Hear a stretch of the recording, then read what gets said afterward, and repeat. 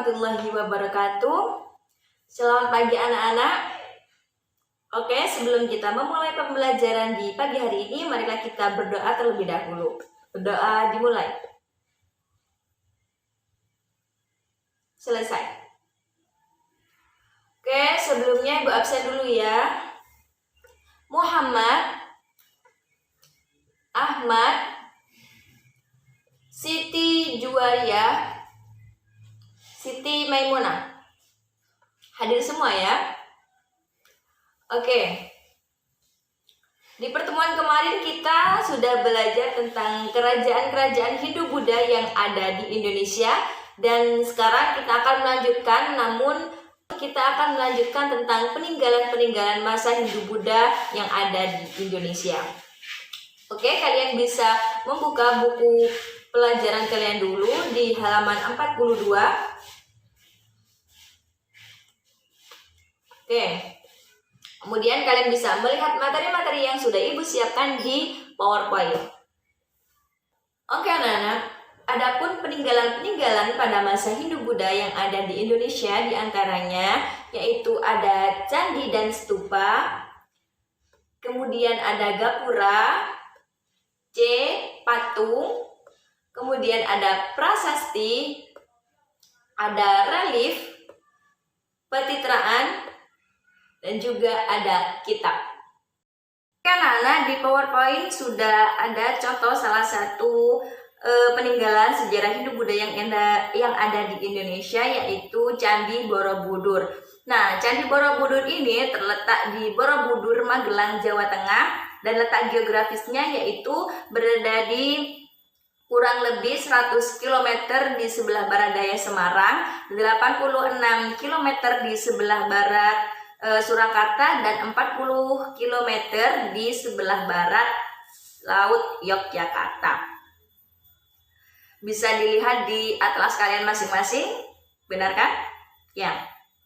Oke, selanjutnya yaitu tentang sejarah Candi Borobudur. Candi Borobudur ini adalah candi dari agama Buddha.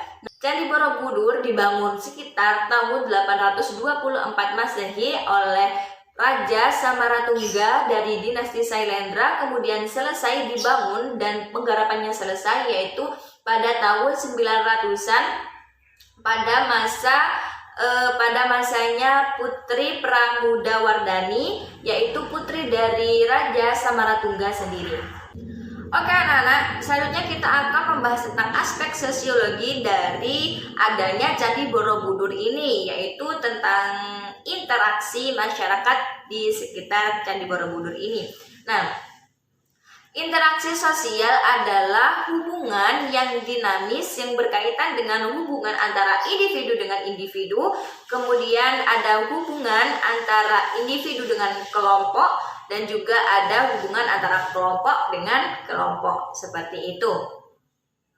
Jenis-jenis individu, jenis yang pertama yaitu hubungan antara individu dengan individu. Artinya, dari perorangan itu melakukan interaksi ketika berada di Candi Borobudur ini. Contohnya yaitu ketika pengunjung berinteraksi dengan pengunjung yang lainnya. Contohnya, si Ahmad ke Candi Borobudur, kemudian dia ingin meminta bantuan kepada pengunjung yang lain untuk memotret dirinya. Jadi kegiatan Ahmad untuk meminta bantuan itu termasuk dalam kategori interaksi seperti itu.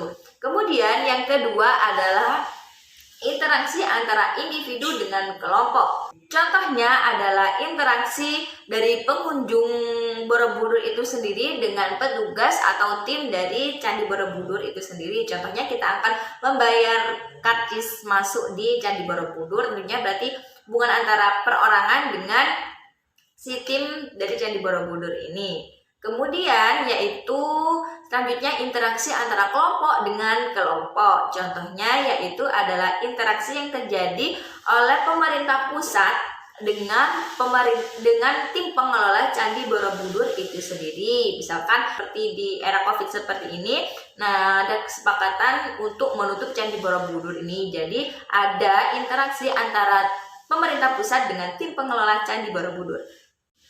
Oke, selanjutnya kita akan membahas tentang Candi Borobudur dari aspek ekonominya.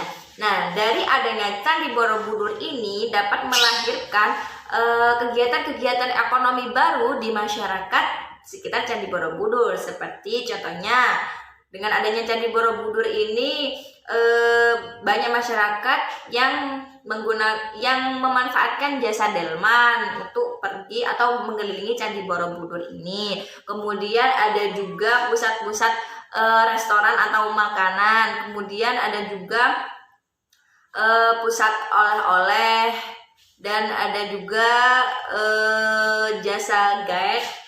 Terus ada juga penginapan-penginapan, villa-villa di sekitar Candi Borobudur. Ada juga tukang ojek seperti itu. Jadi adanya Candi Borobudur ini dapat membuka lapangan kerja baru bagi masyarakat-masyarakat yang ada di sekitar Candi Borobudur ini. Seperti itu. Oke anak-anak, setelah kita membahas tentang Candi Borobudur, membahas dari aspek sejarahnya, dari aspek geografi, kemudian dari aspek sosiologi dan juga aspek ekonominya, maka sekarang Ibu tugaskan kepada kalian untuk membentuk kelompok yang masing-masing kelompoknya di situ ada 4 orang. Nah, nanti kalian itu mencari 3 saja dari peninggalan-peninggalan Hindu Buddha yang ada di Indonesia, kemudian kalian kaitkan dengan keempat aspek tersebut, yaitu aspek sejarah, geografi, ekonomi, dan sosiologinya. Terserah mau peninggalan Hindu Buddha yang seperti apa. Kemudian nanti kalian presentasikan hasil diskusi kalian dengan kelompok kepada teman-teman yang ada di kelas. Seperti itu. Oke anak-anak, karena waktunya sudah habis untuk sesi presentasinya, kita akan lanjutkan di pertemuan yang akan datang. Jadi tolong sangat dipersiapkan sekali dan dicari di rumah kalian masing-masing tentang apa saja peninggalan-peninggalan yang ada di Indonesia dan kaitannya dengan 4 aspek ilmu pengetahuan sosial tersebut. Nah, sebelum kita akhiri pertemuan kita di pagi kali ini, apakah ada yang akan ditanyakan atau ada yang tidak dimengerti? Cukup ya berarti ya. Oke, marilah kita tutup pertemuan kita di pagi hari ini dengan bacaan hamdalah bersama-sama. Alhamdulillahirabbil alamin. Sekian dari saya. Ihdinas shiratal mustaqim. Assalamualaikum warahmatullahi wabarakatuh.